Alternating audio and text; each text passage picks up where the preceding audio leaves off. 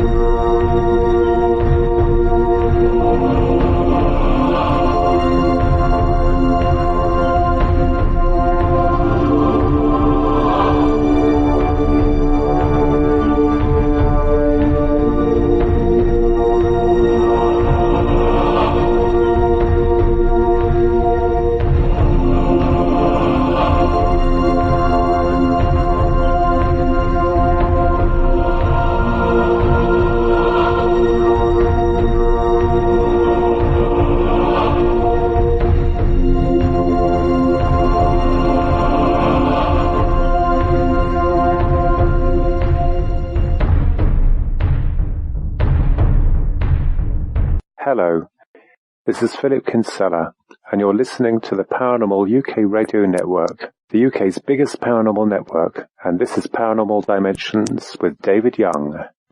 Hello and welcome to the show. Thank you for that, Philip. Right, now I'm going to do a Scottish call out today. I've got three Scottish friends I'm going to give a call out today. Malcolm Robinson, although he lives in Hastings, East Sussex, UK. James Francis Welsh, Glasgow, Scotland, UK. And Alison Dunlop, Glasgow, Scotland, UK. Thought I'd make it a Scottish special today. Right, now the guest I've got today is Mike Covell. He's a very prolific writer and researcher. I'm amazed with the amount of books and research, and he seems to be everywhere in everything. But so I'm going to waste no more time and invite Mike on, and welcome Mike to the show. Hello. Oh, hello, there you are. Hello, Mike. I thought I was on my own again for a minute. How you doing? You all right? I'm all right, thank you. Thank you. As I say, welcome to the show, in case you missed that bit. But yeah, you're a very prolific writer, and you live in Hull, don't you? Which is East Yorkshire, for our world friends out there. And you're involved in much research in the paranormal, as well as the Jack the Ripper murders, which you've very prolifically written about, hasn't you? What you've done. I've got a big list of books in front of me here that you've been involved in, and Haunted Magazine. I think you've been involved in TV documentaries and things like Most Haunted and stuff like that. So yeah. I don't know what your main sort of what you'd like to start talking about, but let's how did you get into the paranormal in the first place? That's probably the best place to start, isn't it? Yeah, UFOs. When I was 8 years old, I saw a light in the sky over Eastville, and it looked like an egg. And I told my dad about this the following day. My dad gave me this big booklet. And it was a book called The Unexplained, but what it was I don't know if you remember it, David, in the 80s there was like a magazine that came out called... Yeah, I had all those, yeah, that's right. Yeah, you put them all together. It was the first book of that. And as an 8-year-old boy, I struggled to lift it up, you know, it was heavy. I'll say I had it, I've got a set. Yeah, I've got my dad's set, so that was it really. I'd read this copy of Unexplained, which was about UFOs, and it was a flow chart. Yeah. You basically described what you'd seen and follow the flow chart down, and it came to the conclusion that it was, possibly a weather balloon or a helicopter, but there was a possibility that it could be a UFO. And I just thought, wow, what, and I just started reading this book, and I remember I finished the first volume within a couple of days and said to my dad, can I have the second one off the shelf? And I ended up reading through the full set and just got hooked, you know, and from that age, you know, my dad would say to me every year, what do you want for Christmas? Do you want to buy, you know? And UFO. Say, yeah, can you get me some UFO books or some UFO VHS videos? And I just started collecting from there, really. And I was always interested in, like, the big international events. But then as I grew a lot older, it was more local for me. I started to get heavily involved in, I joined the Hull UFO Society back in the 90s. And that was when I first met Chris. Yeah, well, that's the nice thing about it, because you do meet local friends and people that are interested in the same things you are, don't you? You know. Yeah, I mean, that's it. It was my dad, actually. My dad had seen the advert in the paper and said, oh, there's a new society forming called Hull UFO Society. Why don't you go down? And I went down and first time I met Chris Evers, and we've been mates ever since. Chris Evers, we'll also explain, is he runs the OLM, the Outer Limits magazine, for anyone that is not sure who Chris Evers is. And he's got a program on this network as well, the Outer Limits show. That UFO you saw, Mike, was it an orange one? It was white. It was like bright white. Because you described, because the one I saw was an orange oval object in about 1967, I think it was, going across the night sky. And it led me to go and find over the last few years, find a book about orange oval objects, and there's loads of them being seen. So, because it was quite large in the sky, you know. But anyway, this is your show anyway. Don't talk about my one. Yeah, no. I mean, I found it fascinating. You know, I spoke to other people that have seen similar things across the UK and around the world, and a lot of the research I do is in the local, regional, and national archives. I look for stuff like this, you know, and I found numerous reports of people seeing these egg-shaped craft all over for many, many years of sightings, you know. And I found them fascinating, you know, stuff like that I just found really interesting. Well, I mean, you talk about an egg shape. I mean, I suppose if it turned on its side, it could look like you get cigar shapes as well, don't you? And I think an egg type shape. If it was like a flatter craft, it would look like the cigar, you know, the common cigar shape as well that we hear about. So it's like my one. Although I saw it was an oval, but if it turned on its side, it could be flat. You know, so it's. It's funny you say that. I've just been researching a case out in the countryside, not far from where I live, and it's going back a few years to sort of 1998 time. I was chatting to a gentleman who'd seen it was parked up in a lay-by, and he'd seen like an egg, but he was underneath it, and he said as it approached, it looked like a flat object as it approached him, but as it got overhead, it looked like an egg from underneath. And then he said as it flew off, the back end looked flat with lights on it. Then he came forward. As I say, that's the trouble. You don't know what perspective you're looking at it from normally, do you? These objects. Exactly, yeah. So his sighting was really interesting as well, because within the area where he was, within weeks of his sighting, a number of crop circles appeared.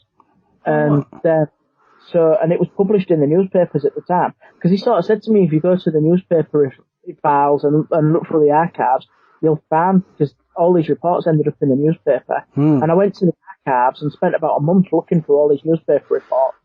Because he just sort of said it was the summertime around about 1998, which is like, it's not really, it's quite open-ended, is that statement.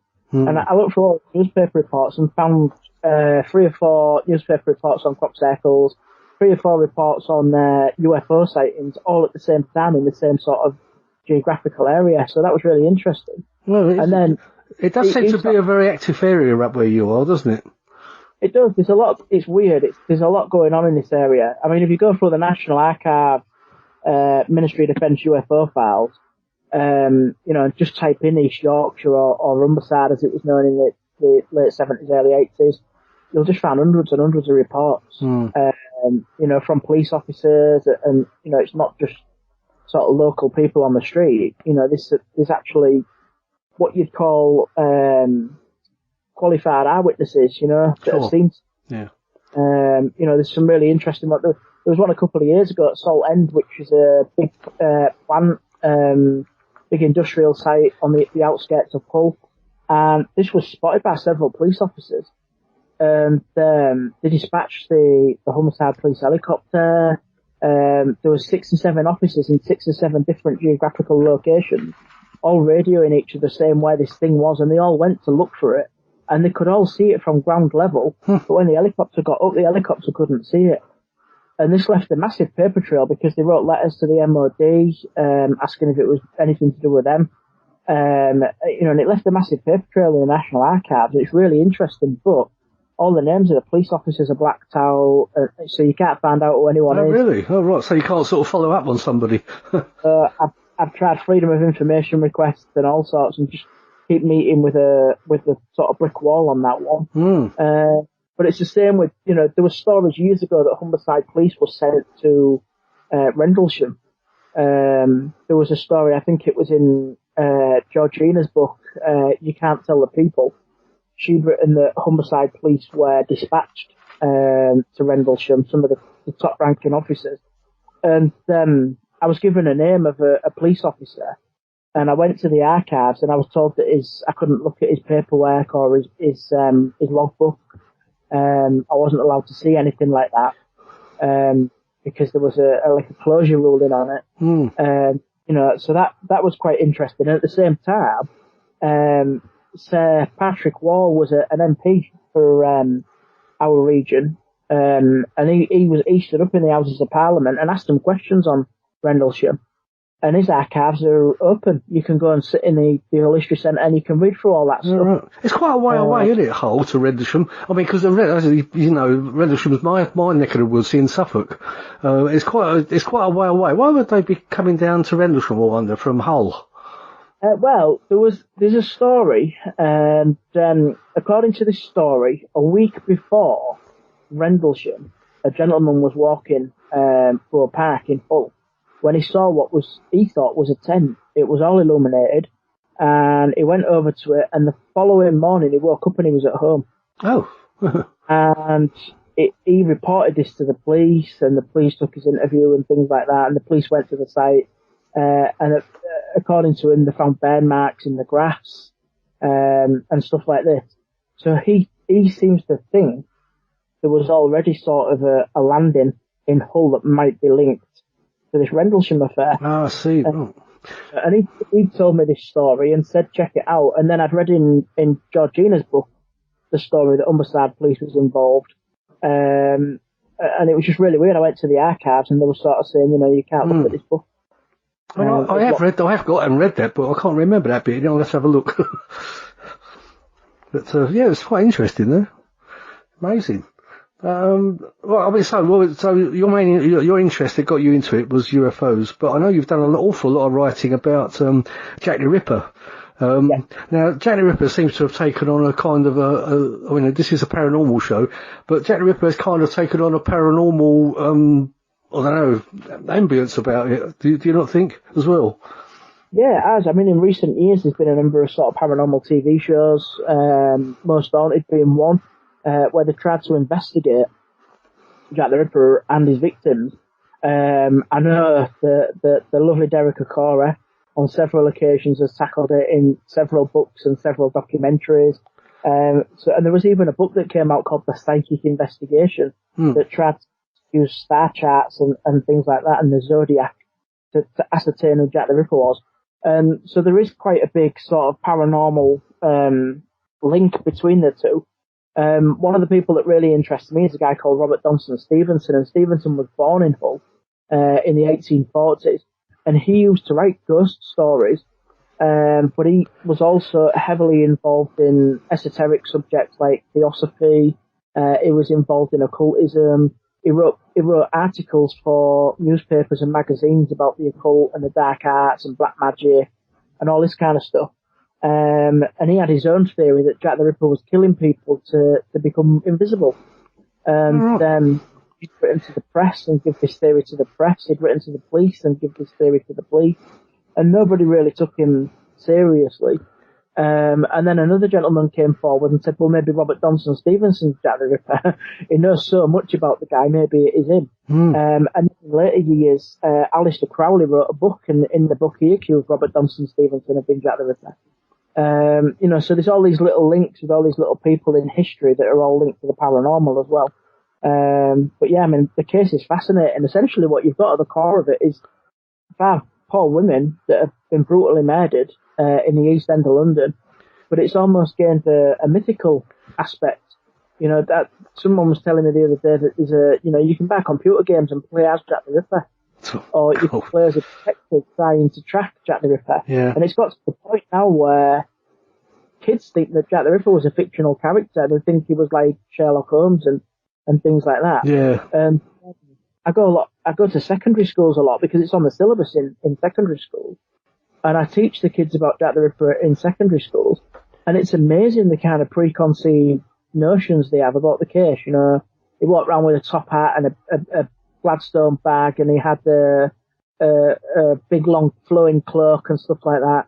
And, when you point out that actually none of the eyewitnesses saw anything like that at all, the kids are shocked. Yeah. They're like, but we've read a comic where he's dressed like that, but it's a comic, it's not necessarily, it's not real.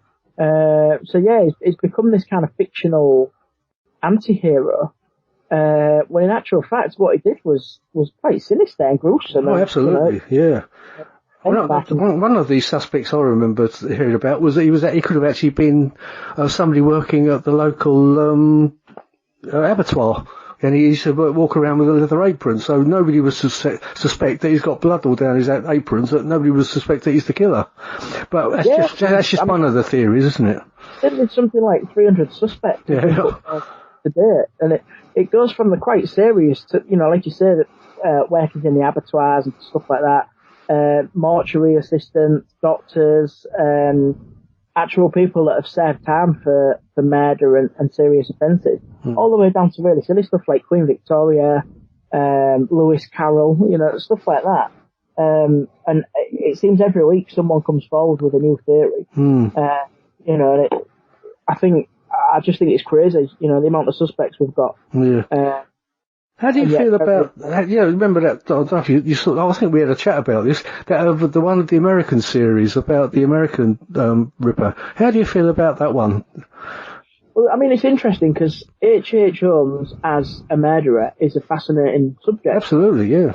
I've got quite a lot of books on H.H. Holmes, but as the Ripper, one of the arguments was that the handwriting of his handwriting and the Ripper's handwriting in the letters was the same. But back then we used copperplate writing, so children were taught in school to write in a certain way. So a lot of the handwriting was the same. And the other point in as well, H.H. Holmes, there's no evidence of him ever coming to the UK. There's no passenger manifests, nothing like that. Did they not find some sort of a link that he might have used a relation's name or something to come over? I mean, that's one of the theories, but they can't prove it. You could argue that it was the relation that came over. Yeah, true. So, I mean, another one as well is, at the time, his wife was pregnant. She got pregnant in September.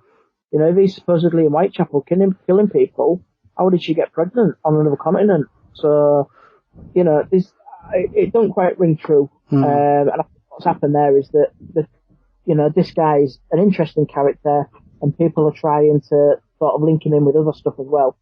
And the show was great, but there was a lot of sort of conjecture and leaps of faith and stuff like that. Yeah.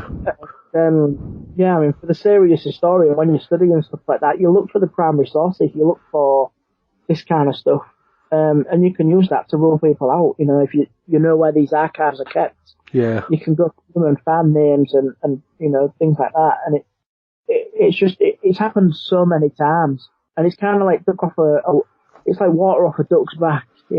People come forward with a theory, and you kind of roll your eyes and sort of sit down and say, "Go on then," and then they tell you the theory, and then you'll find, within an hour or so, people are already pulling away at it and trying to find evidence to back it up or to disprove it. Yeah. Which again, paranormal, I guess. Yeah. The same sort of things with the paranormal. A lot of the locations I've researched, people have come forward and said this property is haunted because this happened and this happened and this happened. But when you go to the archives to look for evidence of that, there's no evidence to back up the claims, and I guess ripperology is a lot like that. People are always looking for the evidence for or against. I say the show was very interesting, but I suppose you're right. At the end, it was kind of a was it or wasn't it type of thing, wasn't it? It did sort of leave it kind of up in the air, although he seemed to be very convinced. I can't think of his name now. God, I can't think of his name. Anyway, but yeah, it was a very interesting program. Yeah, I mean, I'll tell you, going back to the UFOs again for a minute. Yeah, you mentioned about crop circles that were appearing. What do you think? What's your take on crop circles generally? Well, the thing is, I mean, at the time that was happening, there was 2 local colleges, and the story was that the students of each college, they were kind of at like war with each other. And one of the stories that came out at that period was that all these crop circles seemed to be found near Bishop Burton. And Bishop Burton is the home of the Bishop Burton Agricultural College. And it was claimed that students from another college was regularly going over to Bishop Burton and leaving crop circles close to their college. And it was kind of a tit for tat thing. And the story came out a few years ago. There was a guy who came, I guess you could call him a seriologist, a researcher of crop circles came, and he'd gone to these colleges and spoke to people, and this story came out that it wasn't, at the time it wasn't related to UFOs, it was more related to students trying to get one up over the other college. I see. But then the problem with that is in these newspaper reports, you had all these eyewitnesses saying that they'd seen these craft flying about at the same time. Right. So it is interesting. I'm not quite sure. I've not really got to the bottom of it. And the sad thing is as well, I mean, this happened in sort of 96, 97, 98. So all these locations now have had years of growth on them. So we can't really analyse anything. There's nothing left. Which is a big shame. See, what I find is that you do see there's so many crop circles that appear kind of all over the world now, isn't there? And, are they all fake? I just don't, the way I see it, they can't all be fake, but then you just don't know. I suppose it depends how many fakers there are out there. Yeah, I mean, I remember years ago, going back to sort of 1998, 1999, there was crop circles appearing down south that were massive, and they had sort of, one of them looked like the strand of DNA and stuff like that. I mean, that kind of stuff's impressive. And very, very complicated ones, yeah. Yeah, I mean, if people are going to fake them, that is fantastic. There's some amazingly talented people. And I watched quite a few documentaries where they've got students to make them overnight using bits of rope and bits of wood on string and all this sort of stuff. And they didn't quite look the same as some of the formations that we're seeing, all over, like you said, all over the world, And that's what you think. I mean, in the dead of night, to do a really complicated design like that, and you can't really see what you're doing, I must have all these bright lights and things so you can see what you were doing, and you'd think they'd get spotted by the farmers or whatever, wouldn't you? Exactly, yeah. And many of these circles as well, there's little trace of anything leading to or from them. You'd think if there was a big group of hoaxers, they'd leave some sign that they've been on the field. When we go out researching Cold War bunkers and stuff like that, it's very difficult to get to them without having a right of way across land. So we check with the landowners, and the farmers always say to us, move around the edge of the field until you get to the particular point, and then try and cut in. They call them tram lines, but where the tractors basically go through the field, walk through that until you get level with it. Otherwise you'll damage the crop. Yeah. And it's quite easy to accidentally stand on these, on the cord. Sure, yeah. And it bend and it'll crack and it just, it'll leave a mark where you've been really. But yeah, so it's weird that there's no traces in some of these formations. Yeah, you imagine all these people stumbling around in the dark, I mean, and not getting lost where they are as well, because quite often these crop circles are actually quite out of the way. They're not sort of right on top of a road or anything, are they? It's... Yeah, exactly. And some of them have happened near places like Stonehenge and Silbury Hill, places that have a lot of tourists going through them. So you'd think they maybe would have seen, people working through the night on such a thing. I'll say I'm a little bit open on that. I mean, I used to believe that they were, well, I don't know about all of them, were sort of real, but I can't rule them all out. That's the problem. You kind of think to yourself, well, maybe quite a lot of them are fake. But there are other ones that are not. You know, I don't know where to take it really. But, I think one of the best theories I ever heard was a fair few years ago, and I can't remember where it was that had put this theory. Who it was that had put the theory forward, but they reckoned it was hedgehogs in some sort of mating ritual running around in circles. And I just thought that was so funny. You know, that to me is weirder than sort of flying saucers coming in. Yeah, I mean, making all those amazing patterns, yeah. Exactly, yeah. So, because you've actually wrote a book called The UFO Files as well, haven't you? Yeah, but I mean, that one is based on stuff that's happened in Hull. So that one was basically a look at the National Archives files, the local and the regional archives files, and local sightings, all within the boundary of Hull. And I mean, that took a fair few years to work on, as you can imagine. Like going through all the files is time consuming as it is, and it's really great because it's opened up quite a lot of doors. I've had quite a lot of people contact me with other sightings and added to some of the stories that are in there. And it brought forward as well a lot of sightings that were known locally with local groups, but never really published nationally. So there was this new research in there in a sighting that took place over Anlaby, where a gentleman, a little boy was out playing with his friends at playtime at a school, and he claims to have seen this craft. And the craft landed on top of the school, and men got out the craft. And I managed to track down one of his classmates, and he sort of said to me, you know, the guy's still in Hull, but he refuses to talk about it because he still genuinely believes that he saw something up there that he's quite worried about. So that was an interesting case. I also researched one based at Warne, which is on the outskirts of Hull, which is a little village. It's home to a massive Cold War bunker, but some school children had seen a craft flying over the school, and the children were all taken into separate rooms and given plasticine and asked to recreate what they'd seen, and all the children recreated the same object. That was interesting. It was mentioned briefly many, many years ago in 14 Times. That's where I remember reading about it, but not a lot of research was done into it. So when I got hold of that, I tracked down the school and spoke to people at the school, tried to contact the former students, and spent a lot of time and researching that.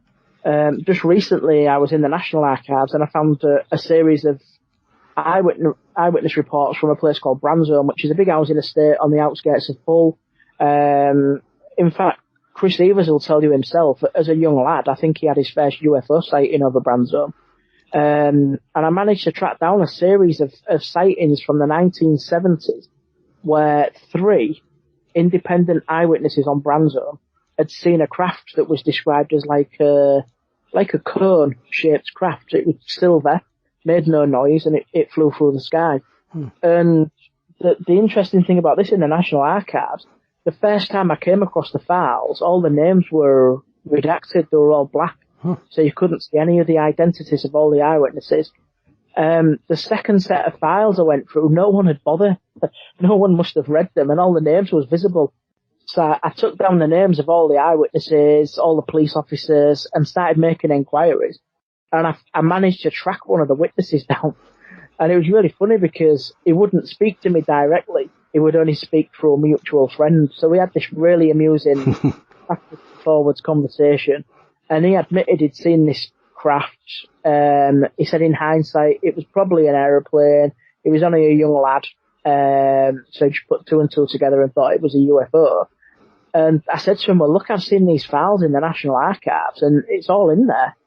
And he was really surprised. He was like, no way. I said, yeah. And I sent him copies. I copied all these files and sent them to him and said, there you go, here's all the files. And I said, but there's eyewitnesses elsewhere. I found other eyewitnesses. I found one in Lincolnshire, which is right over the river, right over the Humber estuary. They'd seen the same craft the same night, but moments earlier. Wow. And when I showed him that, he was like, wow, you know, maybe there was something to it. So, I mean, that one's interesting because that's a single event with mass eyewitnesses. And I've been chasing up a few like that where these big sightings involving numerous people spread right across East Yorkshire and North East Lincolnshire. And they're all reporting the same thing. And we seem to be having a wave at the minute of of bright orange lights. Like it's the orange again, yeah. Yeah, we seem to be having lots and lots of them all over East Yorkshire, North East Lincolnshire, all around the Humber. And these are the sort of things where people will report them in Grimsby and Immingham and Cleethorpes, which is over the Humber, that within the hour, you'll get eyewitness reports from Brough, Hessel, Cottingham, all across Hull. So there seems to be something to it. They seem to be moving in a northerly direction and then disappearing out over the North Sea, but we're not sure what they are. No idea. Yeah, I just recently did a show with Paul Sinclair, who you obviously know quite well, and he's written quite a few good books about. It's all in the same area, isn't it? So I mean, it's slightly north of where I am, but the Yorkshire coast is quite an active area. Because a lot of it's all out at sea. He sees, isn't it? The lights out there. They're even going into the sea, apparently, some of them. Yeah, I mean, he was at the Outer Limits conference where he presented the photograph of looked like a triangle underneath the North Sea. And stuff like that stands out. But yeah, it's a really weird area. And we seem to be getting a lot happening around here. Yeah. Are you going to be at the next Outer Limits conference? I believe I'm working. I've got bookings here in Hull, yeah. It's quite a busy year this year for me. It's really taken off. This was in Pontefract, isn't it? Yeah, just down the road. That was where we shot Most Haunted Live in Pontefract, and we also filmed Paranormal Lockdown there. Oh, right. I know the place well. Yeah, I'll ask you a bit about some of that a bit later. Anyway, I'll just, I'm going to say to people listening out there, I mean, Mike's got such a vast amount of books that he's done. I mean, when I put them on the Paranormal Dimensions page, you'll see just what I'm talking about. I mean, it's actually mind-blowing, a lot of books he's written. From Jack the Ripper to the UFO files and Paranormal files and haunted inns and all sorts of things. But anyway, you're listening to the Paranormal UK radio network. This is Paranormal Dimensions, and I'm talking to Mike Covell. I think what we ought to...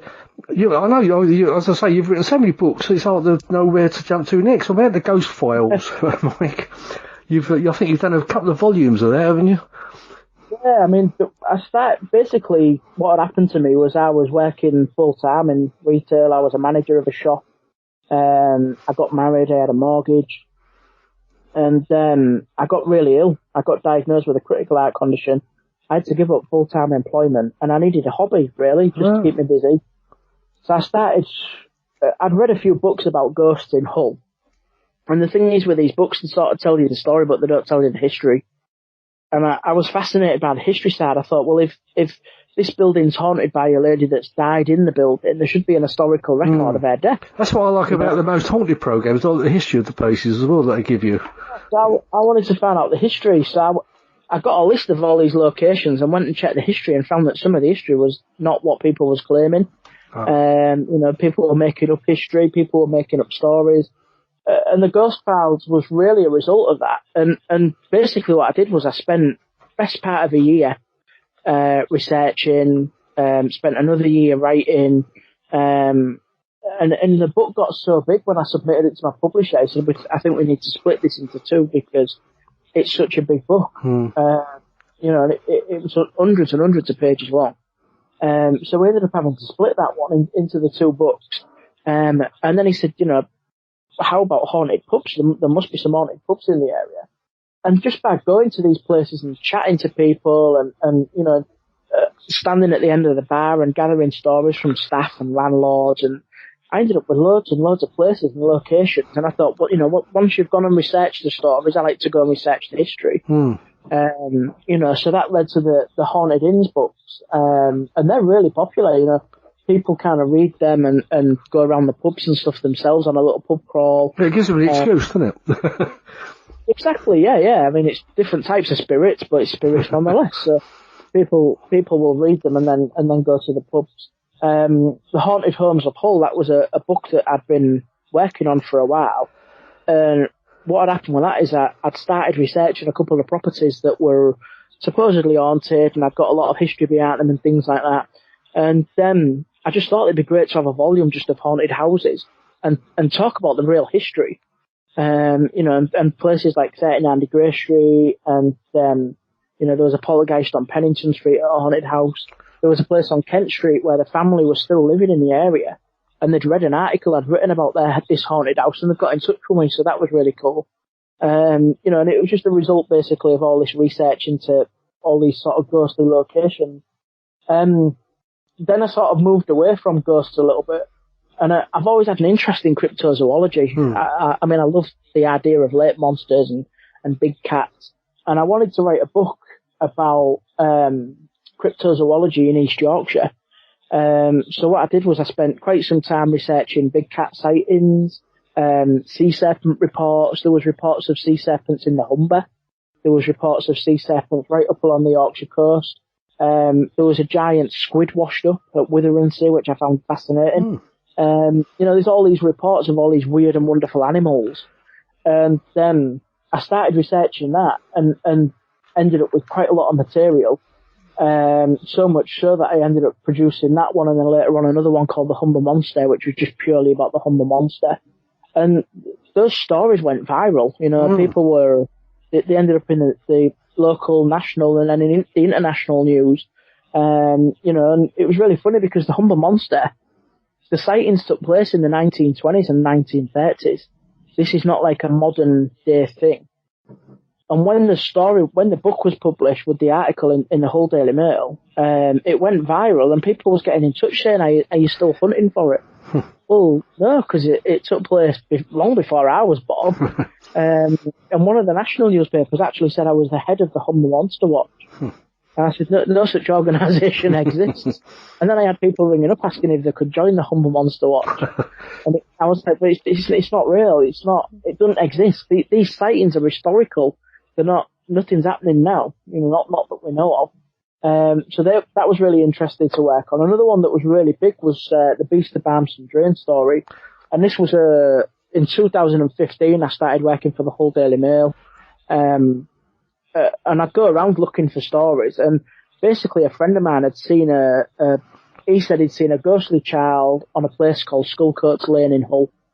And he asked me if I could ask my friends on social media if they'd ever had any weird experiences in that area.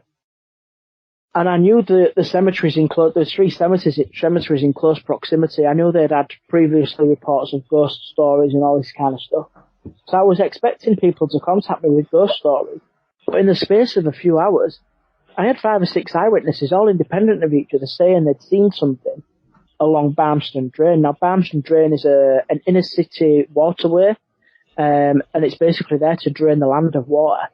And it kind of goes all the way from right past Driffield, all the way to Hull City Centre, and it comes out of the River Hull.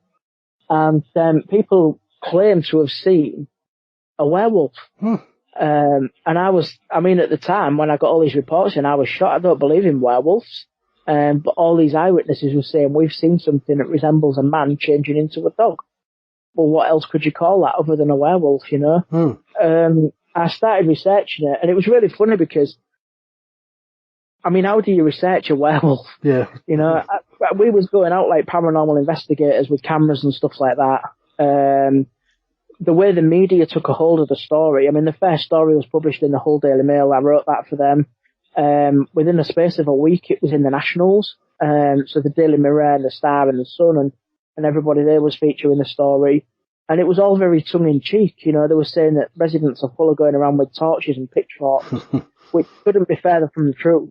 It was essentially a group of students with camera equipment trying to capture this thing on film. And we invited the media to Hull to come and take part in an investigation with us. And the night that we went out, we saw with these green eyes in this bush across the drain.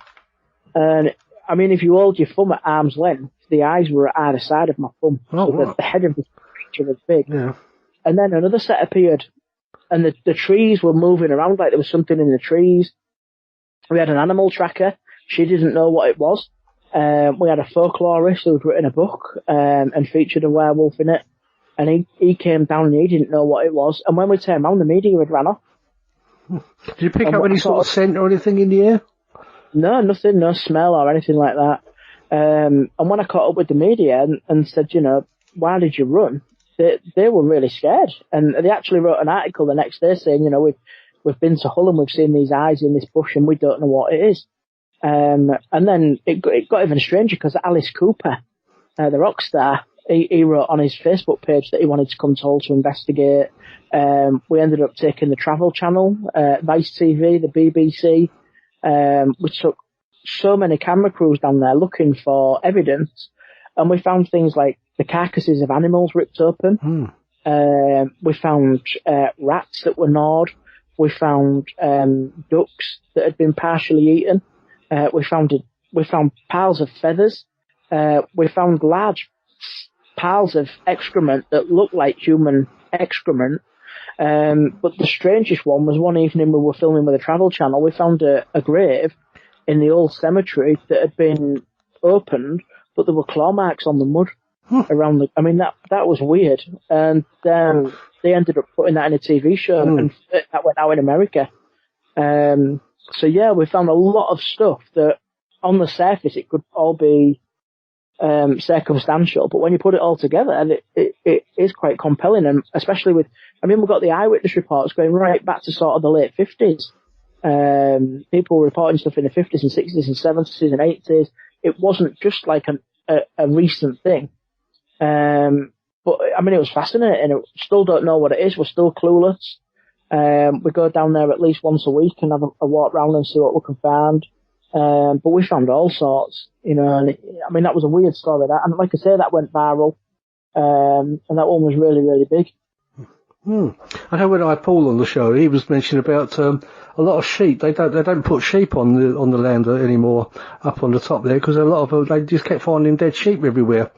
So there's obviously something going on in the area with some of these creatures, isn't there? Yeah, like I say, with the cryptozoology files, I documented a lot of big cat sightings in the area. These were right around this particular area. But all the eyewitnesses were saying it's not a cat, it's a dog. So that was weird. And historically as well, I even found a story of a dog that was bigger than a wolf, and it turned up on one of the docks in Hull. And it was said to have been responsible for a fireman who fell into the dock and drowned. He'd seen this dog and jumped in to escape from it. And they chased this dog, and it ended up running down the railway track and vanishing.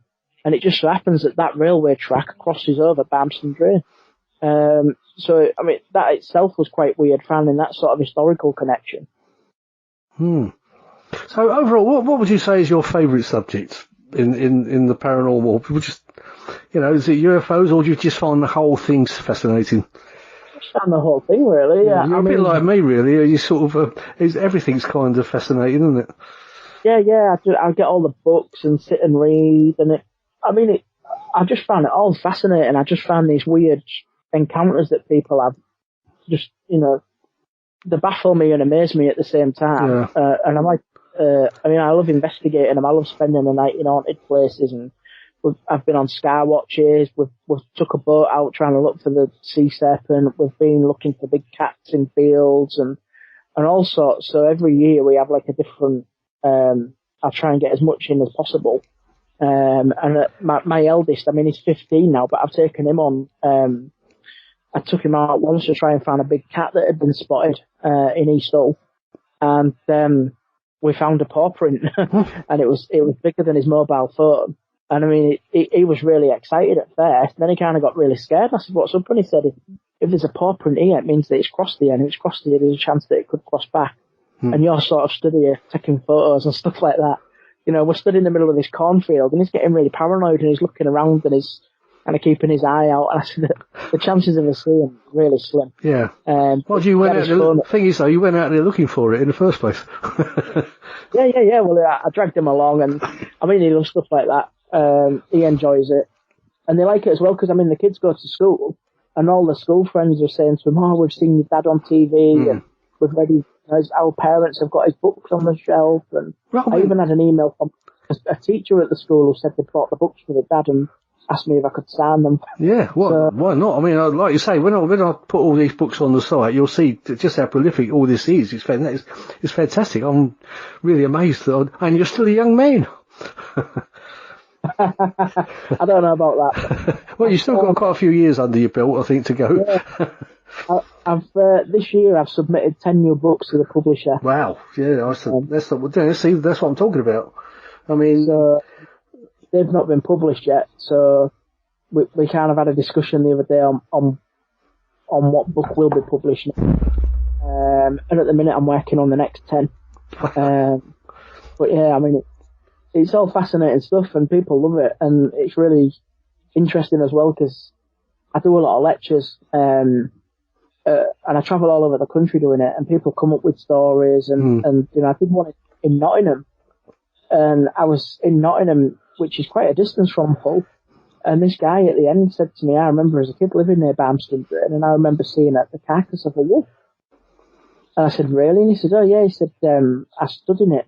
And I said, what do you mean? He said, the carcass was under cover. It was under all these trees. And he was walking through these bushes and he felt his feet go into something sloppy.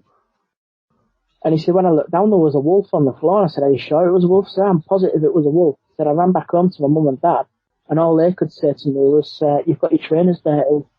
And he said, they wouldn't listen to me. And I found that fascinating. All miles away from Hull, that this guy had once lived in Hull and experienced something that fit in with all these, you know, Barmston Drain stories. I love stuff like that when you're travelling all over and people are coming up with stories. Sure, yeah. What are your feelings on things like black magic? Do you think there's any sort of truth in it, or? Funnily enough, many years ago, a gentleman turned around and he said to me, he was a black magician, or he claimed to have been a black magician, and for all intents and purposes, I think he was a con man. But he once told me that he'd put a black magic curse on me, and I sort of turned around to him and I said, well, you know, it's not really had the effect, has it? My books are doing really well, and you know, people are buying them all over the world, and you know, I've had a bestseller and I've won awards and all the TV work and stuff. I said, I don't think your magic's working. But yeah, I mean, for the Paranormal Files, I worked on a case that I published actually in the Hull Daily Mail, and it was about satanic ritual abuse. And the story was that in Hull there was a big circle of black magicians that were messing about with children. And this was a case that was going on from the late 80s right through the 90s. And in the end, there was a number of books written about it, some for, some against. And the police Humberside Police issued a statement saying we don't think any of it's true. We think that basically people have taken all these unconnected stories and connected them.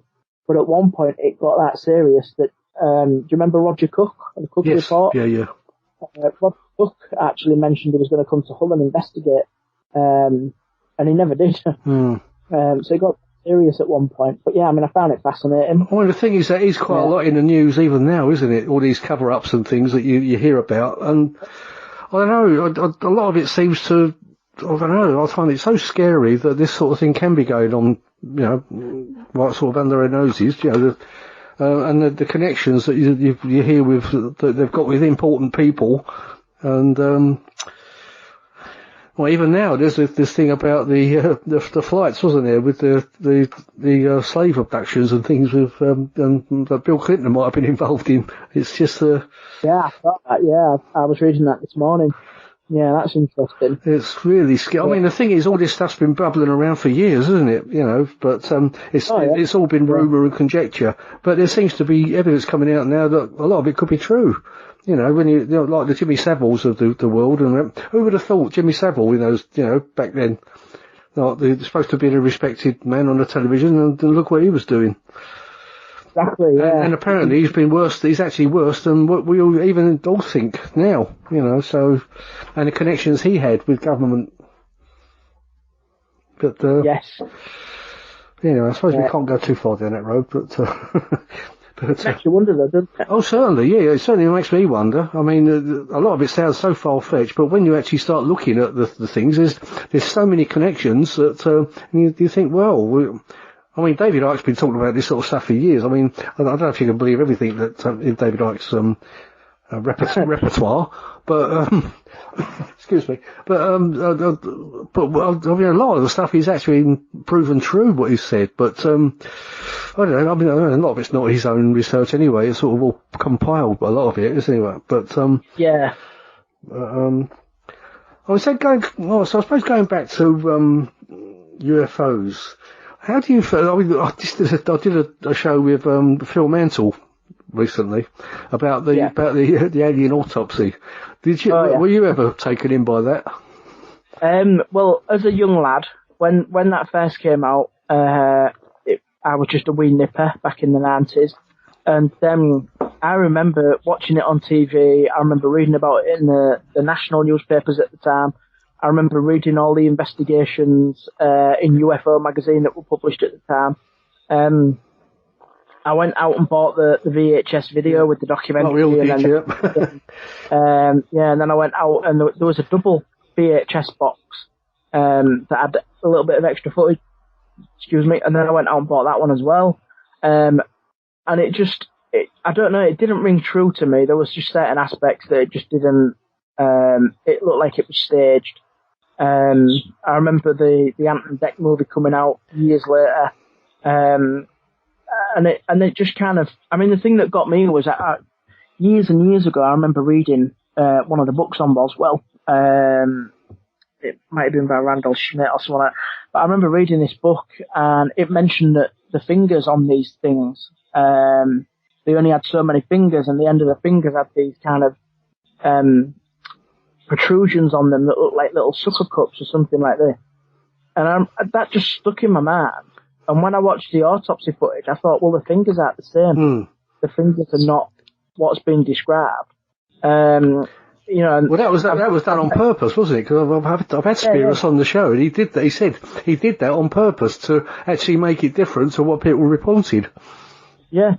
So, and I remember looking at that and thinking, it's not the same. And I don't think it's real. I don't think it's genuine. And it's weird that it's suddenly raised its head again. After all these years. And the interesting thing about it is, if you go through the Ministry of Defence files, which are now held at the National Archives, they're open to anyone. You can download them, or you can go into the National Archives and look at them yourself.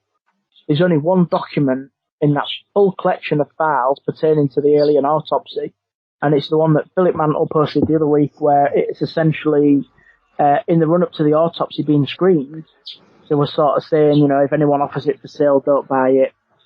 People were very cautious about it. And that's it. You'd think, if it was genuine, there'd be some discussion. And that doesn't seem to be the case. It almost seems to be like, this is a fraudulent piece of footage, so don't bother getting more. Yeah. I mean, I got to admit, I was taken in by it. I actually thought at one point it could have been real. Maybe could have been. I was kind of convinced by it, but obviously as time went on, and I saw the presentation by Spiros in London, Spiros Malaris that is, and it was obviously all laid out. I thought, well, it's obviously not true, because the way he described it and the way he produced it and everything, yeah.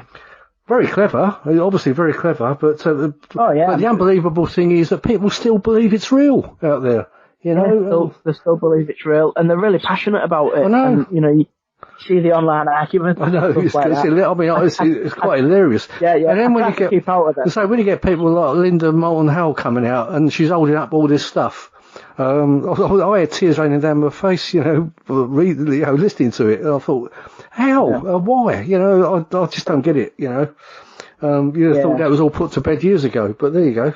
It's quite funny, quite entertaining, really. But I think Spiros is getting pretty fed up with it all. Well, I think most people are at the minute. There seems to be a core of believers that just keep promoting it. Yeah. And it seems that no matter what evidence you come forward with to say that it's fake, they just don't believe it. No, it's that's part of the conspiracy. We're all agents of misinformation, sort of thing. Yeah.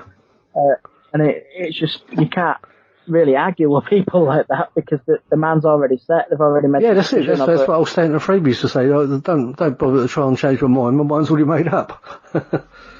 or the worst of that effect anyway. But so, what you got anything planned for the future, Mike? You got any appearances you're going to be making? Because I'd like to try and put a plug on for you and put them on the site, you know. Yeah.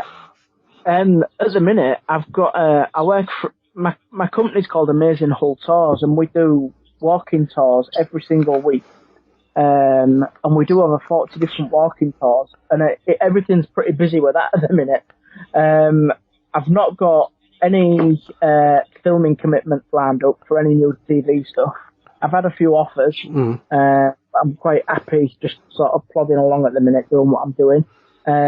Like I say, I'm working on some new books. One of them is going to be another UFO book. I've just finished writing a book on 39 Degree Street, which will be for the first time ever, the full history of 39 Degree Street will be laid out for people to read. And it will show that the stories behind the haunting are all false. Oh, right, really?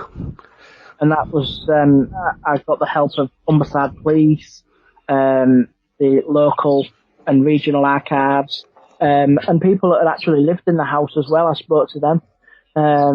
So that was really good fun working on that. I've also just finished a book on the Screaming Skull of Bert and Agnes Hall, which is one of my favourite ghost stories as a child. And Bert and Agnes is a beautiful hall, and the story is that there's a screaming skull in there, and when you move it, it screams. And I visited the hall 6 or 7 times and became obsessed with this story.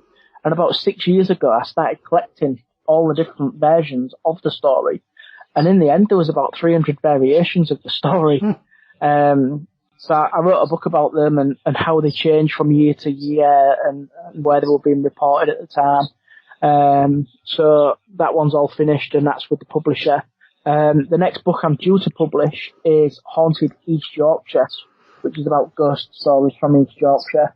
And the idea behind that is that when you pick up books about Yorkshire being haunted, they all talk about York and Whitby, and East Yorkshire rarely get to mention.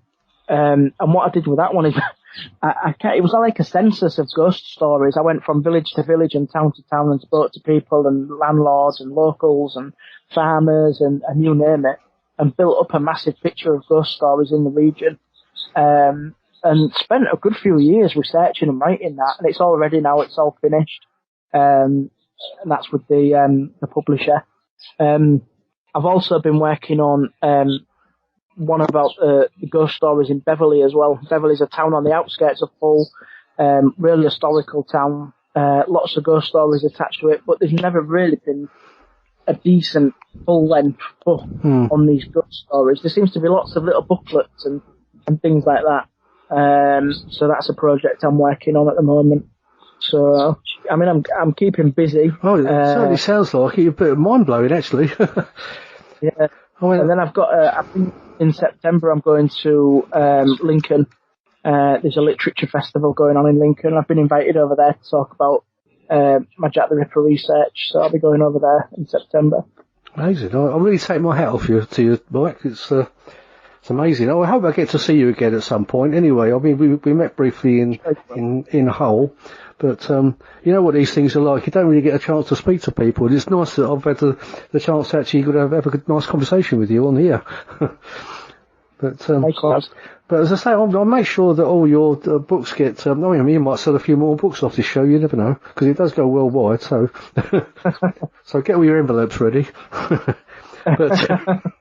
But I suppose in closing, how did you find your most haunted appearances? Did you enjoy them, or has got any little stories to tell about it in the last few minutes we've got?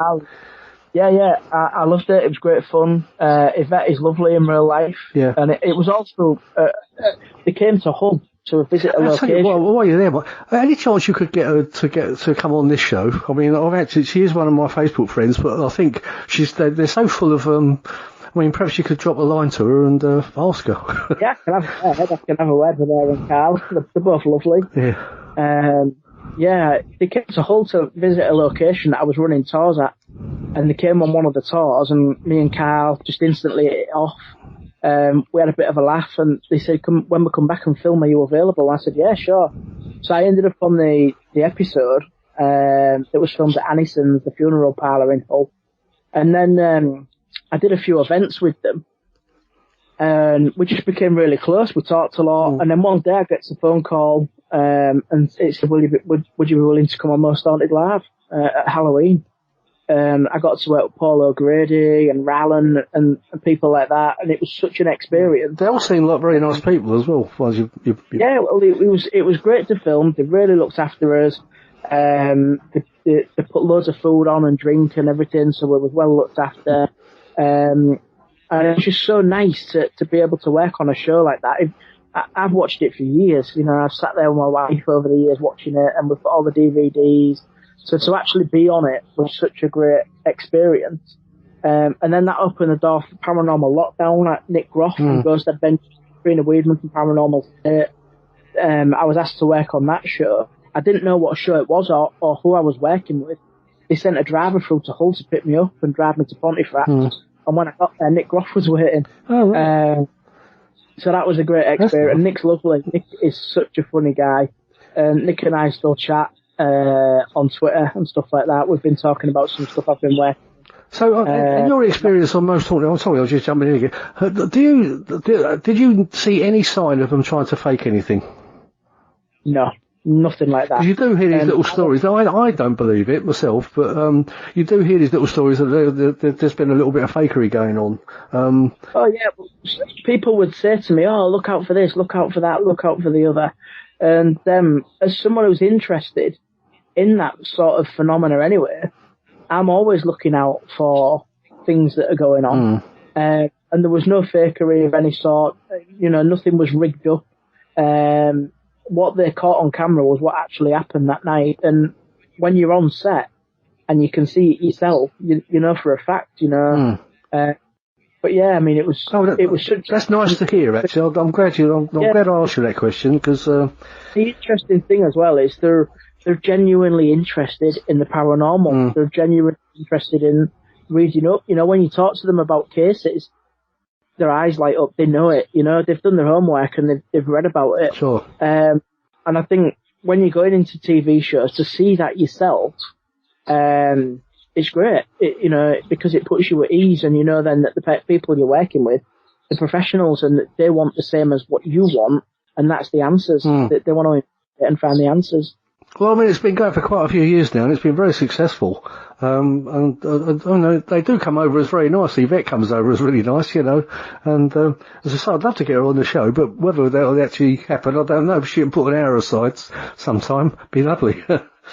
But I'll have a word. Well, thanks, Mike. I'll really appreciate that if you can.